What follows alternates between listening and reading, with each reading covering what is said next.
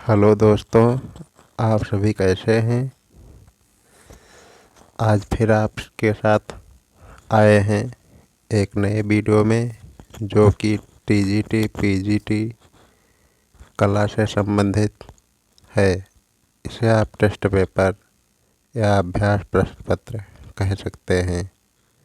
तो सभी का स्वागत आपके अपने चैनल AK आर्ट क्लासेस में।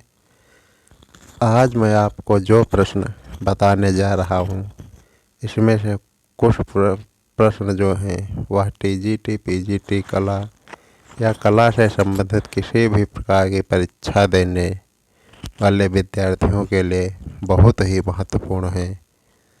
तो देखते रहिए और साथ ही साथ अपना स्व मूल्यांकन भी करते चलिए कि आपके कुल कितने प्रश्न सही हुए हैं। यहाँ पे जितने भी बताए जाए प्रश्न, उन सभी प्रश्नों का स्व मूल्यांकन करते चलिए। एक बार मैं स्व मूल्यांकन करने का आपको पुनः बता रहा हूँ किस प्रकार से आपको स्व मूल्यांकन करना है। तो उसको देखते चलिए कि स्व मूल्यांकन किस प्रकार से आपको करना है। तो सर्वप्रथम देख लीजिए, आपको इस प्रकार से अपनी कॉपी पे 3 अलग अलग लाइनें खींच लेनी है। एक में आपको प्रश्न संख्या लिखते चलना है। इस प्रकार से 1 2 3 4 एक प्रश्न में आपको जो आंसर अपने हिसाब से सही लग रहा है उसको लिखते चलिए। मान लीजिए कि पहले का प्रश्न बी सही लग रहा आपको उत्तर, तो यहाँ पे बी लिख दीजिए। उसी प्रकार से अन्य प्रश्नों का उत्तर जो भी आपको सही लगे वो लिखते चलिए। और एक खांचे में आपको जो यहाँ पे बताया जाए सही, उनको आप लिखते चलिए। जैसे बी,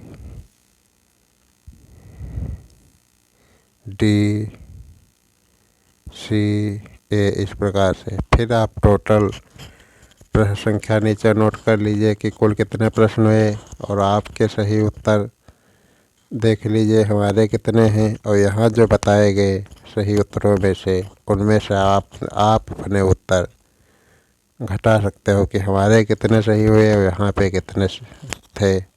इस प्रकार से आपको अपनी तैयारी का अनुमान लग सकता है। जैसे मान लीजिए 20 प्रश्न यहाँ बताए गए, तो आपको 20 में से देख लीजिए कि हमारे कितने प्रश्न सही हुए। जैसे 15, 10, 18, 19 या 20। तो इस प्रकार से नीचे कमेंट अवश्य करिए कि कुल कितने प्रश्न सही हुए। तो देखते चलिए, पहला प्रश्न आपके सामने स्क्रीन पे है। पहला प्रश्न आपके सामने स्क्रीन पे।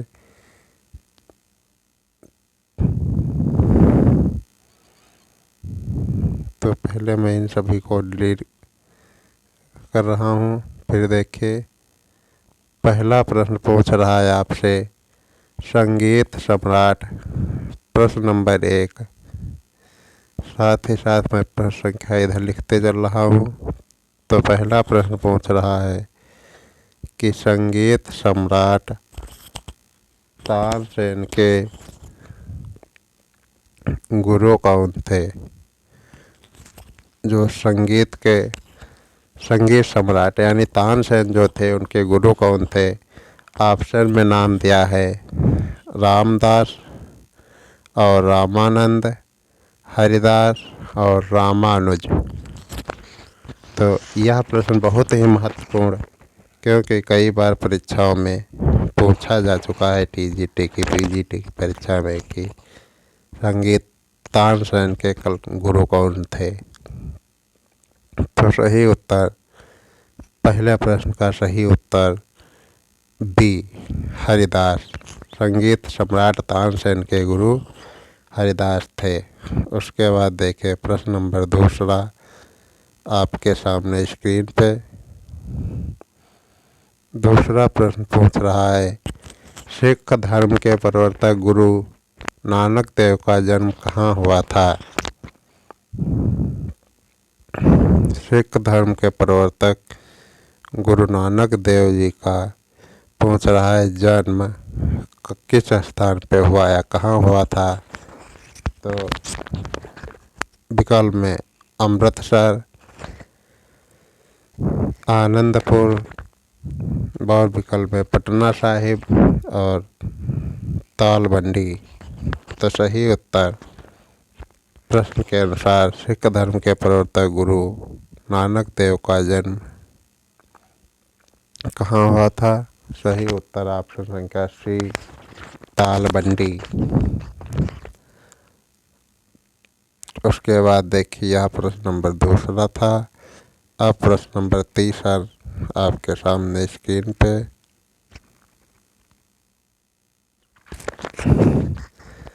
तीसरा प्रश्न पूछ रहा है बौद्ध धर्म के प्रवर्तक गौतम बुद्ध की जन्मस्थली है। प्रश्न कह रहा है बौद्ध धर्म के प्रवर्तक जो थे गौतम बुद्ध, उनकी जन्मस्थली क्या है या कहाँ है। यानी बौद्ध धर्म के जो प्रवर्तक गौतम बुद्ध थे उनका जन्म कहाँ हुआ था। तो विकल्प में दिया है लुम्बिनी, राजगृह, कुशीनगर, कपिलवस्तु। तो गौतम बुद्ध की जो जन्मस्थली है वह लुम्बिनी, जो कि वर्तमान में नेपाल में पड़ता है, में हुआ था। सही उत्तर है प्रश्न नंबर तीसरा का गौतम बुद्ध का जन्म स्थल लुम्बिनी नेपाल में हुआ था। उसके बाद देखिए प्रश्न नंबर चौथा आपके सामने स्क्रीन पे। चौथा प्रश्न नंबर चौथा देखिए आदि शंकराचार्य का जन्म कहाँ हुआ था। आदि शंकराचार्य का जन्म कहाँ हुआ था। ऑप्शन में काशी, कांचीपुरम, कलादी और मदुरई। तो सही उत्तर आदि शंकराचार्य का जन्म कलादी, ऑप्शन नंबर बी सही है। उसके बाद देखिए प्रश्न नंबर पाँचवा जो कि आपके सामने स्क्रीन पर आ चुका है, उसको देखिए। पाँचवें प्रश्न का उत्तर प्रश्न नंबर पाँचवा देखिए चैतन्य महाप्रभु का जन्म हुआ था। यानी पूछ रहा है चैतन्य महाप्रभु का जन्म हुआ था यानी किस स्थान में हुआ था। तो ऑप्शन में दिया है पहले ऑप्शन में ए, बी ऑप्शन में तालबंडी में, सी ऑप्शन में मयूरभंज में, डी ऑप्शन में नाडिया में। तो सही उत्तर ऑप्शन संख्या डी, नाडिया में। चैतन्य महाप्रभु का जन्म स्थल नाडिया में हुआ था। उसके बाद देखिए प्रश्न नंबर छठा जो कि आपके सामने स्क्रीन पे है।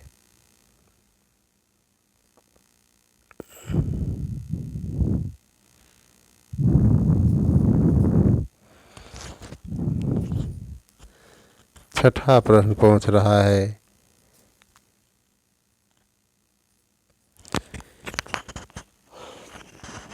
महात्मा बुद्ध के जीवन के किसी घटना से संबंध नहीं है। यानी जो यहाँ पे दी हुई हैं स्थान महात्मा बुद्ध के जीवन की किसी घटना से संबंध नहीं है। जो स्थान दिए हुए हैं वह महात्मा बुद्ध के जीवन से संबंधित स्थानों में कौन सा नहीं है। तो ऑप्शन में दिया बोध गया, उसके बाद दिया है सारनाथ, और फिर कुशीनगर और सांची। तो सही उत्तर महात्मा बुद्ध के जीवन से संबंधित स्थान जो है सांची हुआ नहीं है। सांची से महात्मा बुद्ध का किसी प्रकार से संबंध नहीं हुआ रहा। उसके बाद यह प्रश्न संख्या था 6। अब उसके बाद देखिए प्रश्न नंबर 7वां जो कि आपके सामने स्क्रीन पे है। 7वां प्रश्न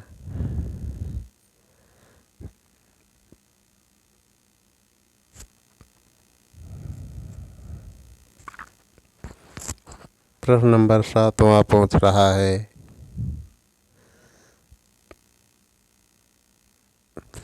गुरु गोविंद सिंह की समाधि स्थित है। गुरु गोविंद सिंह की समाधि स्थित है, यानी गुरु गोविंद सिंह की समाधि कहाँ पे स्थित है, यह प्रश्न पूछ रहा है। तो ऑप्शन में है आनंदपुर साहिब में, बी ऑप्शन में दिया अमृतसर में, डी में नाहन में, और सी ऑप्शन में नांदेड़ में। तो गुरु गोविंद सिंह की जो समाधि है वह नांदेड़ में स्थित है। सही उत्तर सी। प्रश्न नंबर 7वें का सही उत्तर सी, गुरु गोविंद सिंह की समाधि स्थित है नांदेड़ में।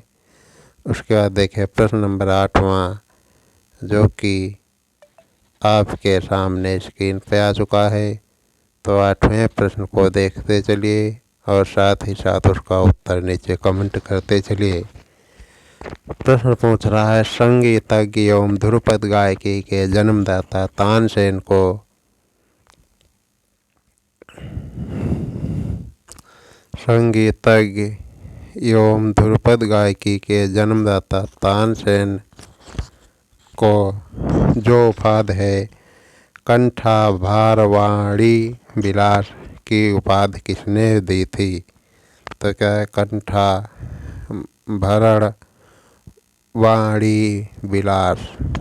कंठाभरणवाणी विलास की उपाधि किसने दी थी?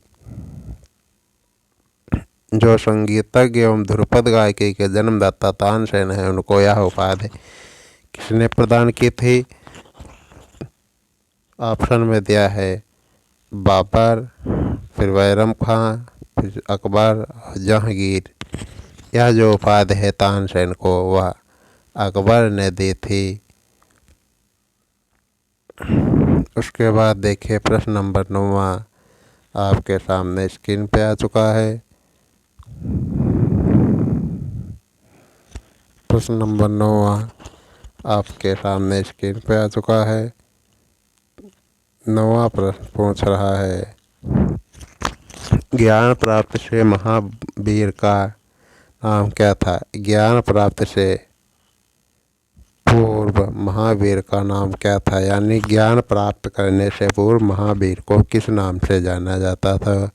ऑप्शन में दिया है वर्धमान, और दिया है अंशुमान, सोमदत्त, सुधाकर। तो सही उत्तर जो है वह ज्ञान प्राप्त से महावीर को वर्धमान नाम से जाना जाता था। सही उत्तर ए 9वें प्रश्न का। उसके बाद देखें प्रश्न नंबर 10वां पूछ रहा है,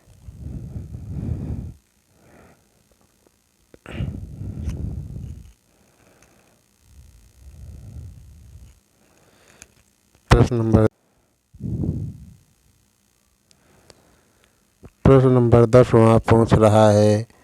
देखिए 10 नंबर का प्रश्न, राग मियाँ की मल्हार, यानी जो है राग मियाँ की मल्हार का रचयिता किसे माना जाता है? एक राग है मियाँ की मल्हार, उसका रचयिता किसे माना जाता है? तो ऑप्शन में दिया हुआ है। देखिए क्या क्या है ऑप्शन में। 10 नंबर के प्रश्न में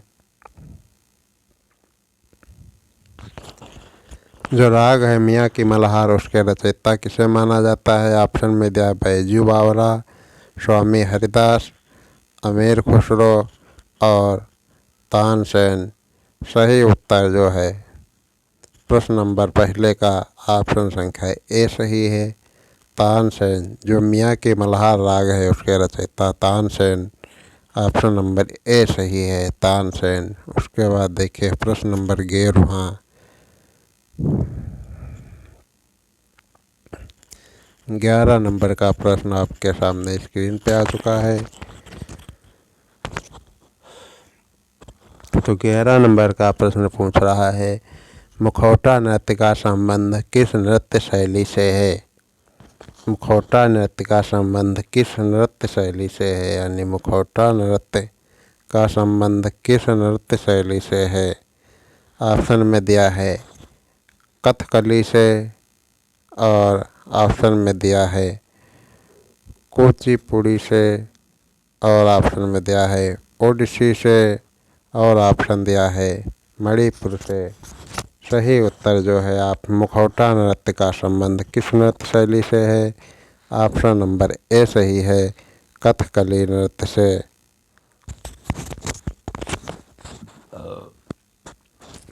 उसके बाद देखिए प्रश्न नंबर 12 जो कि आपके सामने स्क्रीन पे आ चुका है। 12 प्रश्न को देखना है।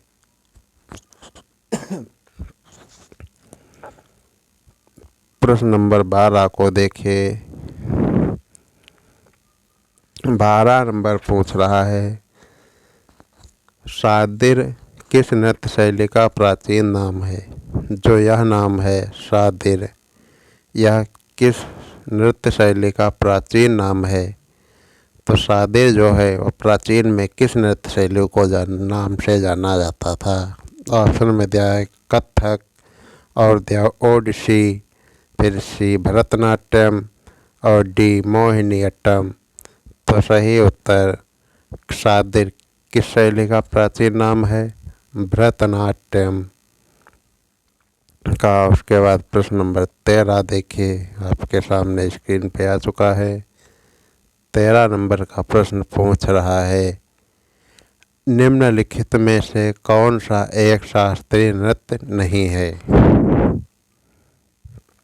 निम्नलिखित जो नीचे नृत्य दिए हैं उनमें से कौन सा एक शास्त्रीय नृत्य नहीं है? शास्त्रीय नृत्य नहीं है, बाकी तो सभी नृत्य हैं, एक शास्त्रीय नृत्य नहीं है। तो ऑप्शन में कथक और ओडिसी, गरबा, मणिपुर। सही उत्तर शास्त्रीय नृत्य एक कौन सा नहीं है? तो गरबा, यह एक नृत्य नहीं है, बाकी सभी शास्त्रीय नृत्य है स्थानीय। उसके बाद देखें प्रश्न नंबर 14।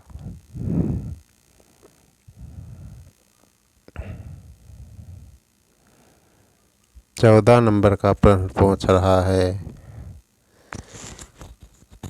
लीला सैमसन का संबंध किस शास्त्रीय नृत्य शैली से है? जो यह एक कलाकार हैं लीला सैमसन, इनका संबंध किस नृत्य शैली से है, किस शास्त्रीय नृत्य शैली से है? ऑप्शन में दिया है भरतनाट्यम से और दिया है कथकली नृत्य से और इस ऑप्शन में कुचिपुड़ी से, डी ऑप्शन में ओडिसी से। लीला सैमसन का जो संबंध है वह भरतनाट्यम से है। सही उत्तर ऑप्शन नंबर ए सही है प्रश्न नंबर 14 का। उसके बाद देखते चलिए अगला प्रश्न नंबर 15 जो कि आपके सामने स्क्रीन पे आ चुका है। तो 15 नंबर का प्रश्न साथ ही साथ आप नीचे कमेंट करते चलिए और अपना स्वमूल्यांकन भी करते चलिए। तो देखिए क्या है 15 नंबर का प्रश्न पूछ रहा है प्रियंवदा मोहंती का संबंध किस शास्त्रीय नृत्य कला शैली से है? जो यह जो है कलाकार प्रियंवदा मोहंती,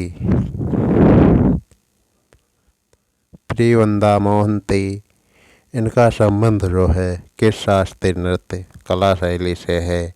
ऑप्शन ए में कथकली से, ऑप्शन बी में भरतनाट्यम से, ऑप्शन सी में ओडिसी से, ऑप्शन डी में कुचिपुड़ी से। सही उत्तर जो है प्रियंवदा मोहंती का संबंध जो है वो ऑप्शन नंबर सी सही है, ओडिसी से। उसके बाद देखते चलिए अगला प्रश्न, प्रश्न नंबर 16 जो कि आपके सामने स्क्रीन पे आ चुका है। 16 नंबर प्रश्न को ध्यानपूर्वक सभी प्रश्नों को आपको ध्यान से पढ़ना है, फिर उसके उत्तर देना है। पूछ रहा है निम्नलिखित में से कौन कथक नृत्य शैली से संबंधित नहीं है? संबंधित है। निम्नलिखित में से कौन कथक नृत्य शैली से संबंधित है? जो नीचे कलाकारों के नाम दिए हैं उन कलाकारों में से कौन सा कलाकार जो है वह कथक नृत्य शैली से संबंधित है? तो ऑप्शन में दिया है गोपी कृष्ण, और दिया है आनंद शिवरामन। ऑप्शन में दिया है सोनाल मानसिंह और भारती शिवाजी। जो कथक नृत्य शैली से संबंधित है उनका उत्तर जो है वह गोपी कृष्ण है। सही उत्तर प्रश्न नंबर 16 का सही उत्तर ऑप्शन नंबर ए। उसके बाद देखिए प्रश्न नंबर 17 जो किया गया है आपके सामने स्क्रीन पे। तो 17 नंबर प्रश्न को देखिए क्या है, पूछ रहा है। 17 नंबर का प्रश्न पूछ रहा है आपसे कि मात्र 16 वर्ष की आयु में किस नृत्यांगना को गुरुदेव रविंद्रनाथ ठाकुर ने कथक सामग्री कहकर गौरवान्वित किया था? तो प्रश्न नंबर 17 पूछ रहा है 16 वर्ष की आयु में किस नृत्यांगना को गुरुदेव रविंद्रनाथ ठाकुर ने कथक सामग्री कहकर गौरवान्वित किया? तो ऑप्शन में दिया हुआ है ए है option Sitara Devi, B option है मालविका सरकार, सी ऑप्शन है भारती गुप्ता, डी ऑप्शन है शोभना नारायण।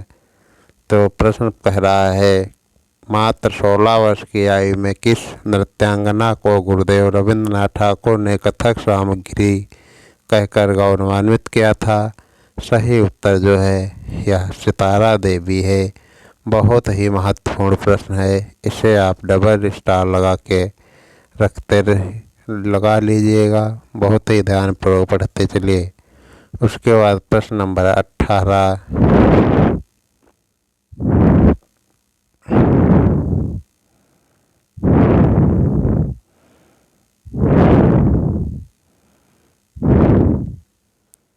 प्रश्न नंबर 18 पूछ रहा है अर्पण लोक कला शैली का संबंध किस भारतीय राज्य से है?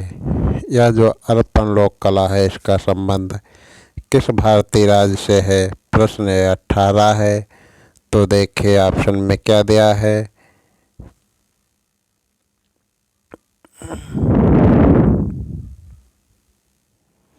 ऑप्शन में दिया है गुजरात, महाराष्ट्र, पश्चिम बंगाल, बिहार। ऑप्शन में गुजरात, महाराष्ट्र, बिहार, पश्चिम बंगाल। सही उत्तर जो है वह गुजरात। अर्पण का जो संबंध है वह अर्पण लोक कला का संबंध जो है वह गुजरात से है।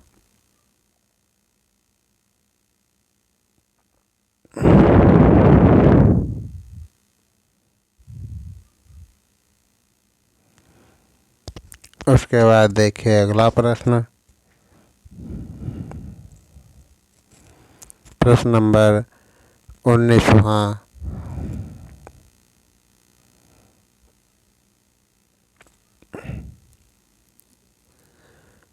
19 नंबर का प्रश्न पूछ रहा है बाउल लोक नृत्य शैली कहाँ प्रचलित है? पूछ रहा है बाउल लोक नृत्य शैली कहाँ प्रचलित है? ऑप्शन में पश्चिम बंगाल, उड़ीसा, मध्य प्रदेश और झारखंड। जो बाउल लोक नृत्य शैली है वह पश्चिम बंगाल की है। 19 नंबर का प्रश्न सही है। फिर उत्तर जो है बाउल लोक नृत्य का संबंध जो है वह पश्चिम बंगाल से है। उसके बाद देखिए 20 नंबर का प्रश्न। तो 20 नंबर के प्रश्न में देखते चलिए क्या है।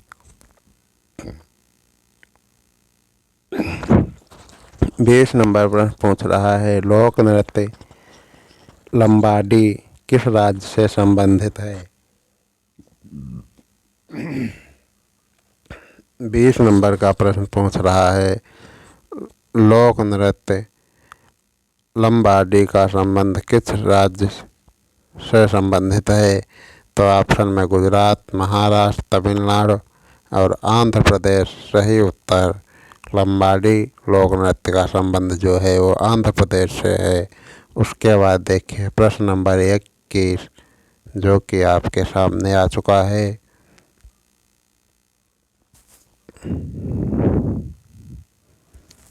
तो 21 नंबर का प्रश्न पूछे, देखिए क्या है।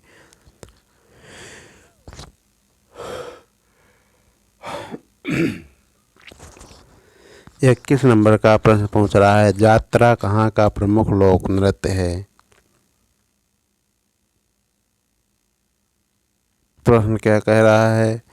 21 नंबर का, जात्रा कहाँ का प्रमुख लोक नृत्य है? कहाँ का प्रमुख लोक नृत्य है?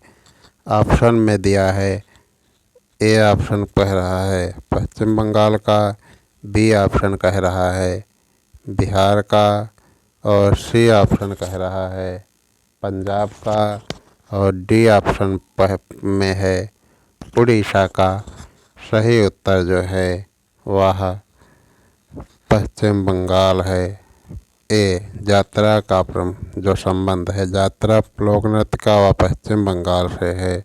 सही उत्तर प्रश्न नंबर 20 का सही उत्तर। प्रश्न नंबर 21 का जो सही उत्तर है वह यह 21 नंबर का प्रश्न था। उसके बाद देखिए प्रश्न नंबर 22 जो है वह देखिए क्या है।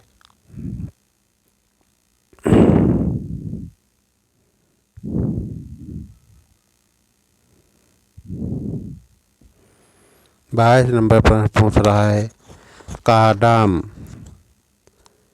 लोक नृत्य का संबंध है। काडाम लोक नृत्य का संबंध है यानी कौन किससे संबंधित है, कौन सी जनजाति से संबंधित है कांडम लोक नृत्य? तो ऑप्शन में कोरवा से, बी ऑप्शन सांथाल से, सी ऑप्शन गोंड से और डी ऑप्शन थारू से। सही उत्तर जो है कांडम लोक नृत्य का संबंध जो है वो ओरवा जनजाति से है। ऑप्शन नंबर यह जो था यह प्रश्न नंबर 22 था। उसके बाद देखिए प्रश्न नंबर 23 जो कि आपके सामने स्क्रीन पे आ चुका है। 23 नंबर प्रश्न पूछ रहा है, शेरावटी क्षेत्र में कौन सा लोक नृत्य होता है? शेरावटी क्षेत्र में कौन सा लोक नृत्य होता है? ऑप्शन ए धूमर, बी डांडिया, सी घुड़ला और डी झूमर। सही उत्तर जो है शेखावटी क्षेत्र में कौन सा लोक नृत्य है? डांडिया। सही उत्तर बी प्रश्न नंबर 23 का। उसके बाद देखिए प्रश्न नंबर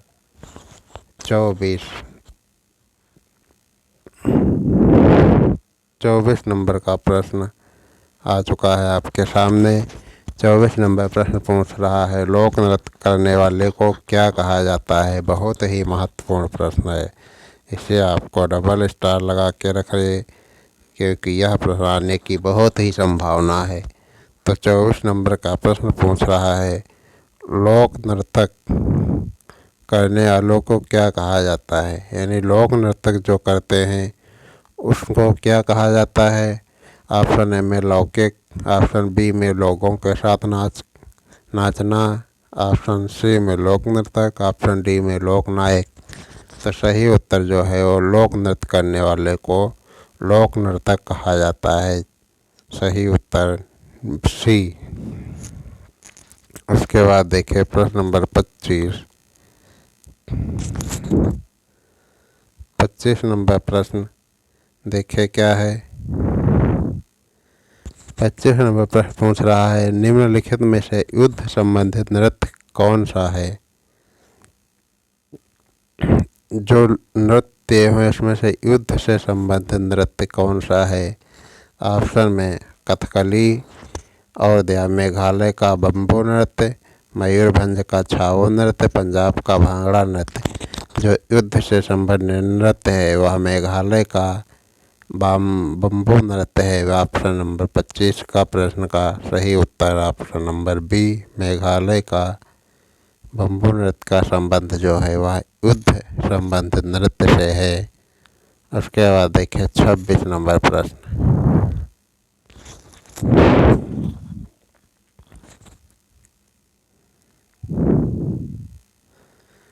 26 नंबर का प्रश्न पूछ रहा है, निम्नलिखित में से कौन शास्त्रीय गायन से संबंधित है। यहाँ जो कुछ नाम आपको दिए हैं, इनमें से शास्त्रीय गायन से संबंधित नाम को आपको देखना है। क्या है? शिव कुमार शर्मा जो हैं, विकल्प में बी जी जोग हैं, मल्लिकार्जुन मंसूर हैं, अमजद अली खां हैं। जो शास्त्रीय गायक हैं वह मल्लिकार्जुन मंसूर हैं। सही उत्तर मल्लिकार्जुन मंसूर है।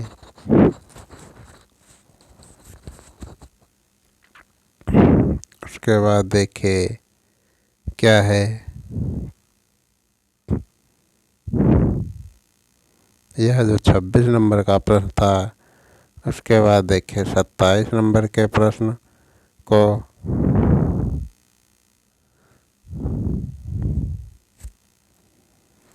तो 27 नंबर का प्रश्न पूछ रहा है, 27 नंबर का प्रश्न पूछ रहा है, प्रसिद्ध गायिका मीनाज मसानी किस गायकी से संबंधित हैं। प्रसिद्ध गायिका जो हैं पी नाज मसानी किस गायकी से संबंधित हैं। तो ऑप्शन में दिया शास्त्रीय गायन से संबंधित हैं, गज़ल गायकी से संबंधित है, कर्नाटक संगीत से संबंधित हैं, ठुमरी गायकी से संबंधित हैं। जो पीनाज मसानी हैं वह गज़ल गायक से संबंधित हैं। 27 नंबर का प्रश्न बी सही है। उसके बाद देखिए 28 नंबर का प्रश्न।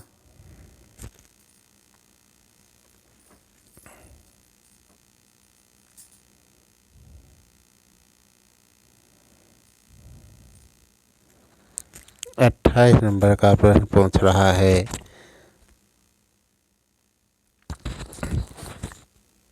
भातखंडे संगीत महाविद्यालय कहाँ स्थित है। ऑप्शन पूछ रहा है, भातखंडे संगीत महाविद्यालय कहाँ स्थित है।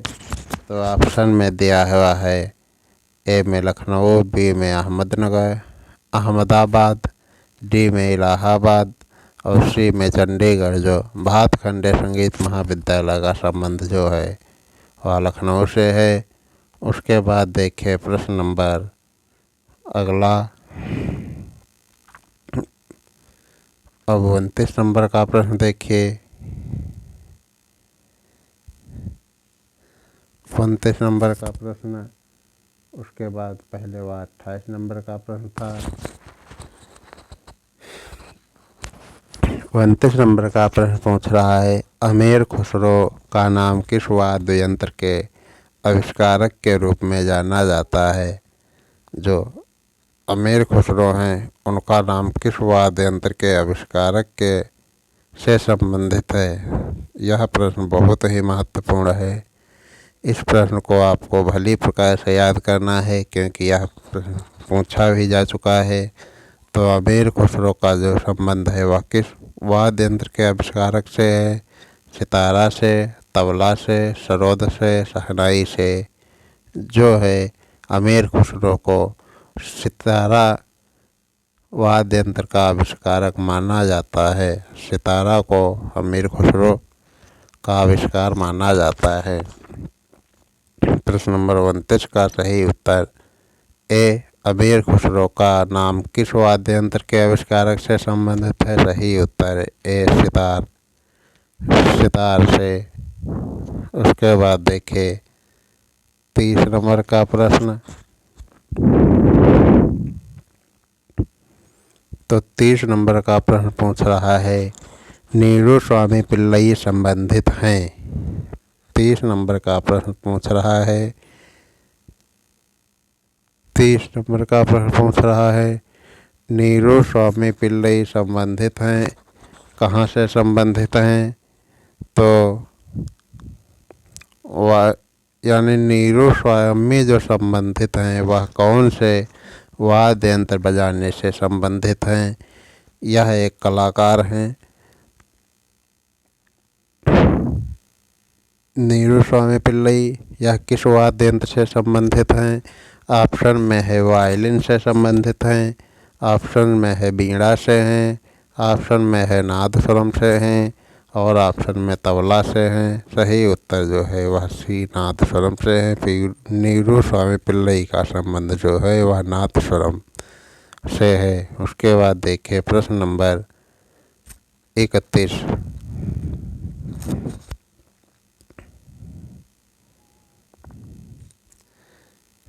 31 नंबर का प्रश्न पूछ रहा है, यश बालचंद्रन किस वाद्य यंत्र से संबंधित हैं? यश बालचंद्रन किस वाद्य यंत्र से संबंधित हैं? ऑप्शन ए में है सितार से, ऑप्शन बी में संतूर से, डी में सारंगी से, सी में वीणा से। यश बालचंद्रन का जो संबंध है वह वीणा वादन से है या वीणा से है। प्रश्न नंबर 31 का सही उत्तर सी यश बालचंद्रन जो हैं वह वीणा वाद्य यंत्र से संबंधित हैं। उसके बाद देखें प्रश्न नंबर 32।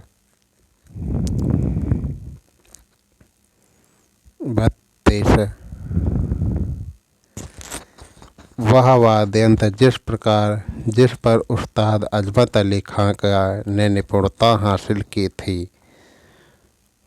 तो वह कौन सा वाद्य यंत्र है जिस पर उस्ताद अजमत अली खां ने निपुणता हासिल की थी?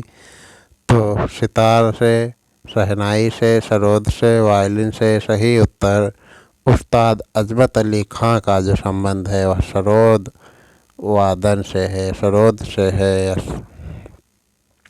उसके बाद देखिए प्रश्न नंबर 33 जो कि आपके सामने आ चुका है स्क्रीन पे।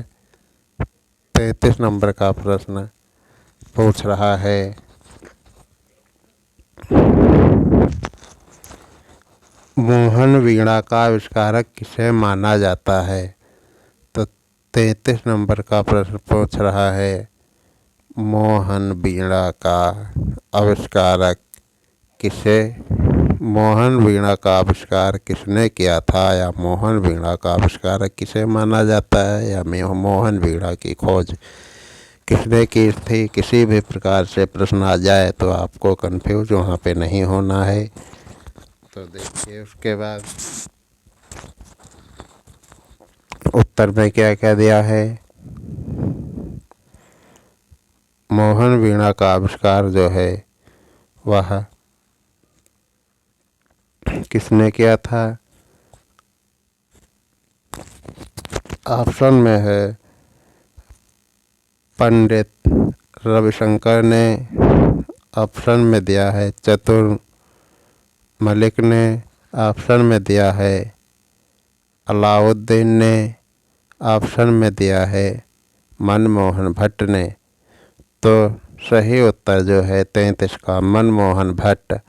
इस प्रश्न को आप इस प्रकार से भी याद करते हैं कि मोहन वीणा मनमोहन भट्ट, मोहन वीणा का संबंध जो है वो मनमोहन भट्ट से है। 33 का सही उत्तर डी। उधर देखिए मोहन वीणा, इधर मनमोहन भट्ट। तो माँ इधर भी है, माँ इधर भी है। मोहन वीणा का आविष्कारक जो है वो मनमोहन भट्ट को माना जाता है। उसके बाद देखिए प्रश्न नंबर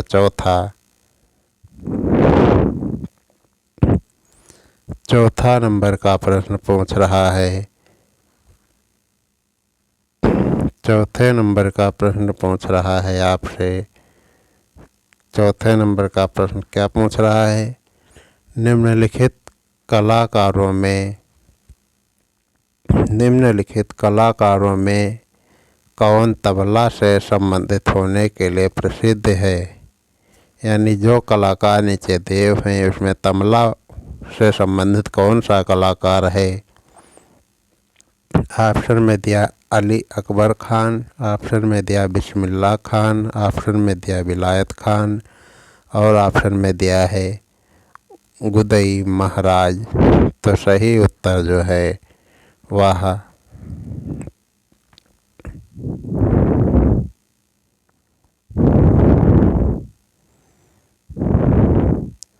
सही उत्तर जो है वह गुदई महाराज है। जो तबला से संबंधित कलाकार से संबंधित प्रसिद्ध होने के लिए प्रसिद्ध हैं वह गुदई महाराज हैं। उसके बाद देखिए प्रश्न अगला, यह 34 नंबर का प्रश्न था। उसके बाद देखिए 35 नंबर का प्रश्न।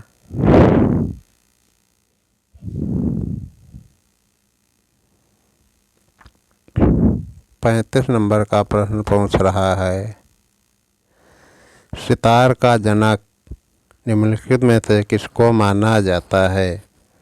तो सितार का जनक निम्नलिखित में से किसको माना जाता है। ऑप्शन में तानसेन को, बैजू बावरा को, बड़े गुलाम अली खां को, अमीर खुसरो को। जो सितार का जनक है वह अमीर खुसरो को माना जाता है।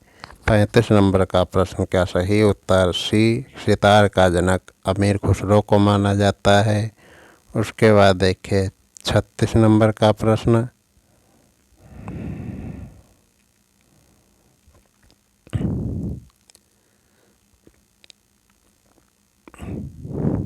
छत्तीस नंबर का प्रश्न पूछ रहा है, मुग़ल चित्रकला शैली की विशेषता है, या मुग़ल काल की जो चित्रकला शैली है उसकी विशेषता क्या है। युद्ध दृश्य, पशु पक्षी और प्राकृतिक दृश्य, दरबारी चित्रण। तो 35 नंबर के प्रश्न का यह जो प्रश्न है, मुग़ल चित्रकला शैली की विशेषता क्या है। युद्ध दृश्य, पशु पक्षी और प्राकृतिक दृश्य, उपयुक्त सभी। सही उत्तर जो है उपयुक्त सभी है, क्योंकि जब आप मुग़ल शैली पढ़ते हो तो यहाँ पे सभी विशेषताएं उसकी प्राप्त होती हैं। उसके बाद देखिए अगला, यह जो प्रश्न था आपका 36 नंबर का था। उसके बाद देखिए 37 नंबर का प्रश्न पूछ रहा है आपसे, जो कि आपको बताना है कि 37 नंबर का प्रश्न।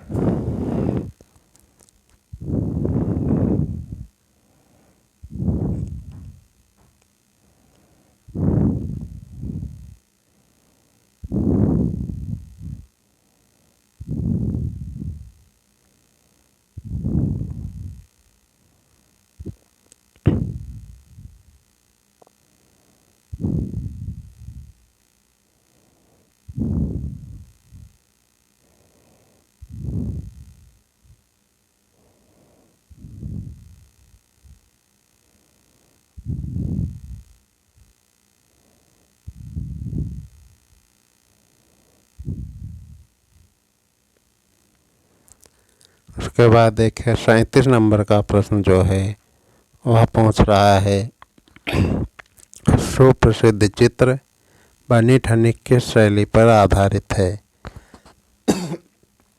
जो प्रसिद्ध चित्र है बनी ठनी वह किस शैली पर आधारित है। तो ऑप्शन में है जयपुर शैली, ऑप्शन में किशनगढ़ शैली, बूंदी शैली, कांगड़ा शैली। जो बनी ठनी का चित्र है वह किस शैली पर आधारित है। तो बहुत ही मशहूर चित्र है जिसे भारत की मोनालिसा कहा जाता है, वह किशनगढ़ शैली से संबंधित है। ऑप्शन में 37 नंबर का प्रश्न का सही उत्तर बी, बनी ठनी किस शैली पर संबंधित आधारित है। तो किशनगढ़ शैली पे। उसके बाद देखें 38 नंबर का प्रश्न क्या है। तो 38 नंबर का प्रश्न पूछ रहा है, कांगड़ा चित्रकला शैली का संबंध किस राज्य से है। जो कांगड़ा चित्रकला का संबंध है किस राज्य से है। ऑप्शन में है राजस्थान, फिर है हिमाचल प्रदेश, पंजाब, जम्मू कश्मीर। जो कांगड़ा जो है वह हिमाचल प्रदेश से संबंधित है, जो कि पहाड़ी शैली के अंतर्गत आती है। उसके बाद देखिए क्या है प्रश्न नंबर 39।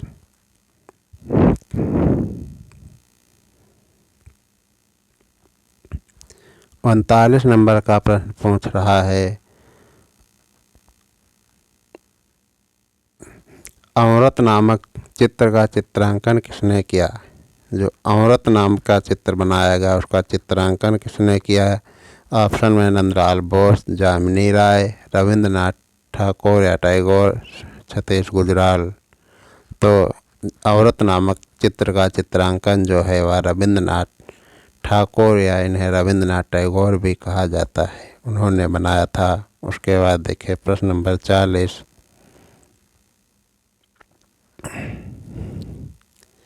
40 नंबर प्रश्न पूछ रहा है, काला चांद नामक चित्र का चित्रांकन किसने किया। काला चांद नामक चित्र का चित्रांकन किसने किया या काला चांद नामक का चित्र किसने बनाया। ऑप्शन में दिया है जामिनी राय, नंदलाल बोस, सतीश गुजराल, राजा रवि वर्मा। जो काला चांद जो है चित्र के प्रसिद्ध है वह सतीश गुजराल के लिए प्रसिद्ध है। सही उत्तर जो है काला चांद व सतीश गुजराल। उसके बाद देखिए अगला प्रश्न, यह प्रश्न जो था 39 नंबर का था। उसके बाद देखिए प्रश्न नंबर 40 जो कि आपके सामने स्क्रीन पे आ चुका है। 40 नंबर प्रश्न पूछ रहा है, बाघ गुफाएं प्रसिद्ध हैं। बाघ गुफाएं किसके लिए प्रसिद्ध हैं। मूर्तियों के लिए प्रसिद्ध हैं, अभिलेखों के लिए प्रसिद्ध हैं, चित्रकला के लिए प्रसिद्ध हैं, स्थापत्य के लिए प्रसिद्ध हैं। जो कि बाघ की गुफाएं हैं वहाँ पे सभी जानते हैं कि अलंकारिक दृश्य प्राप्त होते, जो कि यानी चित्रकला के लिए प्रसिद्ध हैं। बाघ की गुफाएं चित्रकला के लिए प्रसिद्ध हैं। उसके बाद 40 नंबर प्रश्न, फिर अगला प्रश्न देखिए 41 नंबर का, जो कि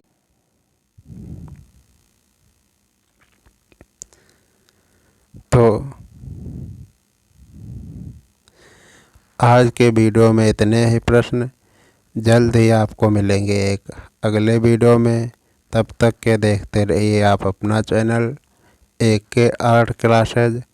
और नीचे कमेंट करके आप लोग बता सकते हो कि हमारे कुल यहाँ पे जितने प्रश्न बताए गए हैं उन प्रश्नों में से कुल कितने प्रश्न सही हुए हैं। और साथ ही साथ यदि कोई प्रश्न त्रुटिवश उसका उत्तर गलत हो गया हो तो वह भी नीचे कमेंट करके बता सकते हो साक्ष्य के साथ। तो अगले प्रश्न में उसका सुधार, अगला जो वीडियो बनाया जाएगा तो उस प्रश्न का सुधार किया जाएगा। तो देखते रहिए हमारा चैनल AK आर्ट क्लासेज और लगे रहिए अपनी तैयारियों में। स्वस्थ रहिए, मस्त रहिए और व्यस्त रहिए अपनी तैयारियों में, क्योंकि 148 TGT के जो सीटें आई हैं उन सीटों पे यदि सफल होना है तो मेहनत तो आपको करनी ही पड़ेगी। तो इसी के साथ जय श्री राम। जल्द ही मिलेंगे अगले वीडियो में, तब तक के लिए जय श्री राम।